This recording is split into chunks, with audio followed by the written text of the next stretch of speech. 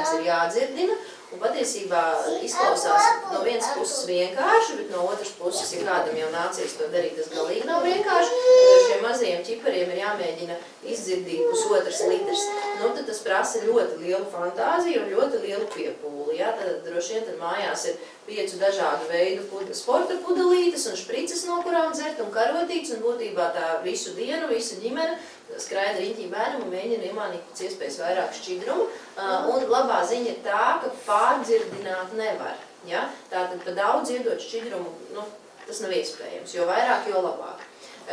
Par temperatūru pazeminošiem līdzekļiem to šobrīd rekomendē tad, ja bērns to temperatūru slikti panes, ja temperatūra ir virs 3,8,5. Bet ja jums ir sajūta, ka viņš ir mundrs un nomulīgs un tie 3,8,5 viņam nerada lielu diskomfortu, būtībā temperatūra pati par sevi nav iemesls dot zāles. Ja? Tas jāskatās kopā. Ja bērniņš slikti jūtās, tad gan.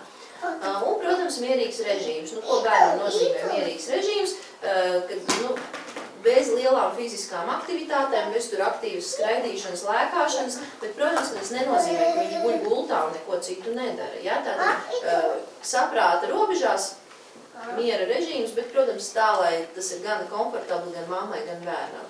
Un kas ir ļoti būtiski, tas attiecās ne tikai uz bērniņiem, tad, kad viņi ir slimi, tas attiecās uz jebkura vecuma bērniem, ir kategoriski strikti jāizslēdz pasīvā smēķēšana, no aktīvā tā vairāk tā kā pusauga. Tātad, ja mājās ir bērns, tad nav apspriežams jautājums, ka ģimenē kāds no locekļiem smēķē telpās.